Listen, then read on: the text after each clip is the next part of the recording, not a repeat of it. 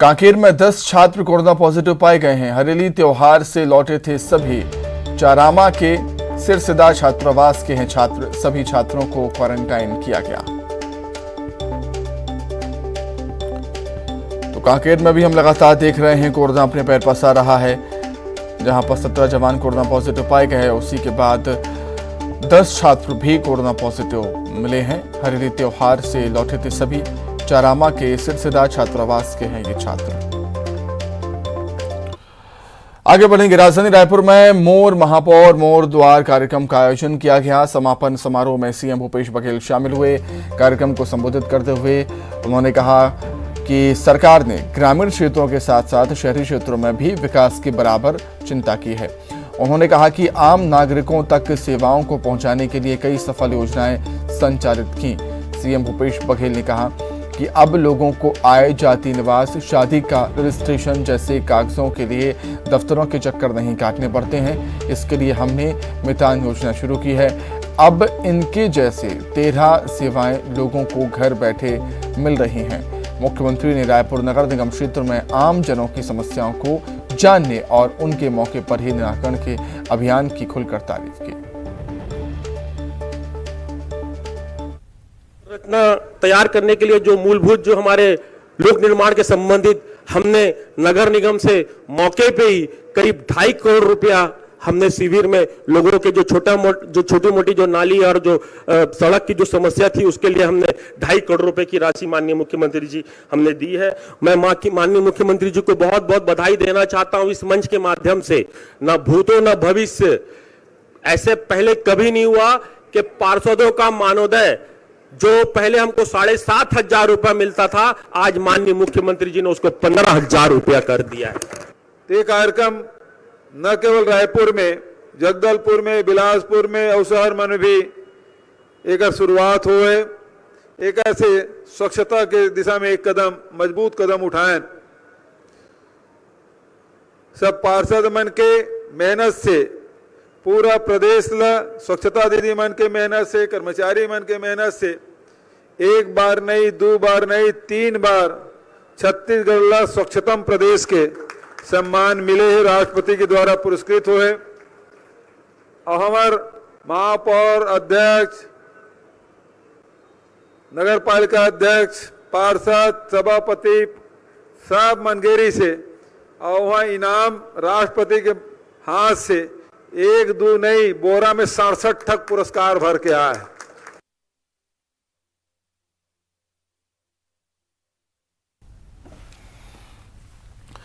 राजनांदगांव जिले में 12 परिवारों को बहिष्कार करने का मामला सामने आया है। जिले के अंबागढ़ चौकी ब्लॉक के जरहा टोला के ग्रामीणों ने पुलिस अधीक्षक को ज्ञापन सौंपा और गांव के दबंगों के खिलाफ कार्रवाई की मांग की। जमीन अतिक्रमण करने के नाम पर एक परिवार को बहिष्कृत किया गया। इस परिवार का साथ देना 12 परिवार को महंगा पड़ा। दबंगों ने 12 परिवारों का बहिष्कार कर दिया है।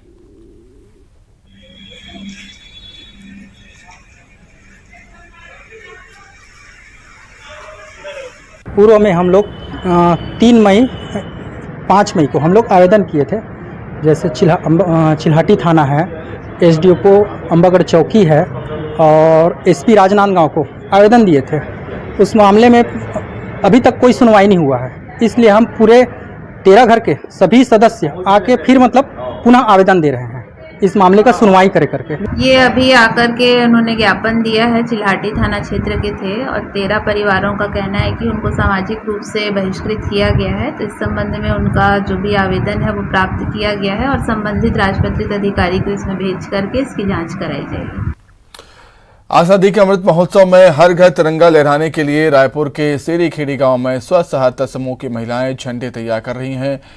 कल्पतरू मल्टी यूटिलिटी सेंटर में उजाला ग्राम संगठन से जुड़ी महिलाएं झंडों की सिलाई का काम कर रही हैं। स्वतंत्रता दिवस से पहले 60,000 झंडे बनाने का टारगेट इन महिलाओं ने रखा है।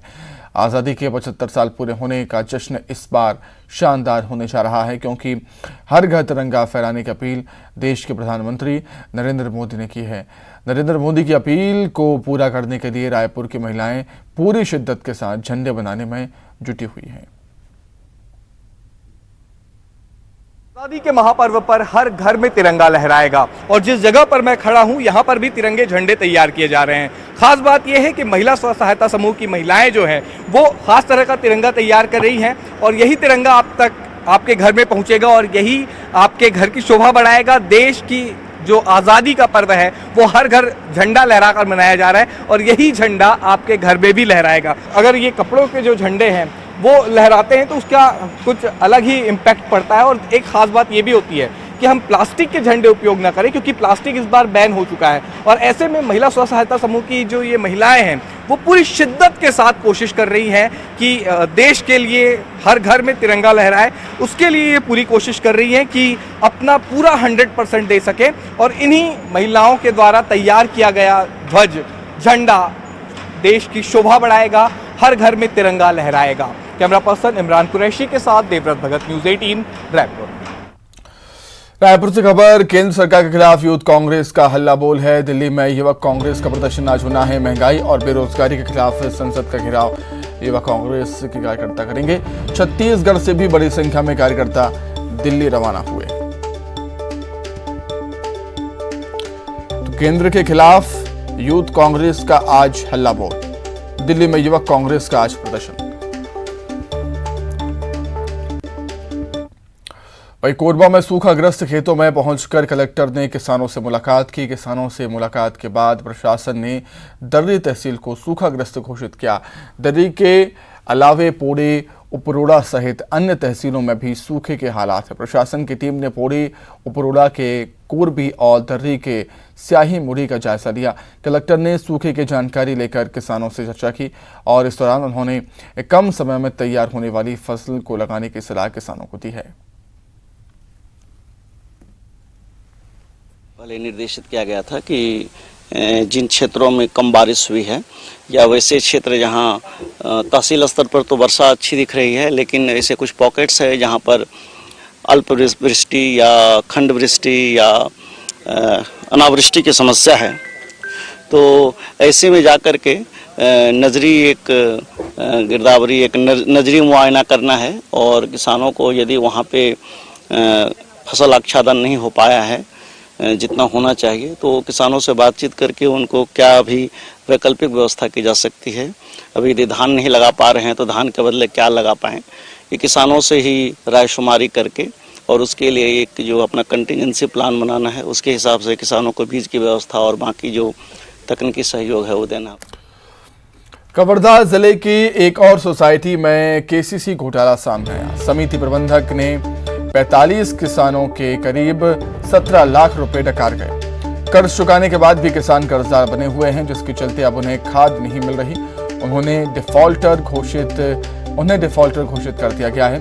मामला पंडरिया ब्लॉक के सेवा सहकारी समिति खैरछिटी गांव का है जहां आसपास गांव के करीब 45 किसानों ने समिति से कर्ज लिया था। पिछले सत्र का कर्ज था जिसे नए सत्र से पहले चुका दिया गया है जिसकी बाकायदा रसीद भी है, लेकिन समिति प्रबंधक ने किसानों से ली राशि बैंक में जमा नहीं की, जिसके बाद सभी किसान बैंक की नजर में कर्जदार बने हुए हैं। उन्हें शासन की सुविधा का लाभ नहीं मिल पा रहा।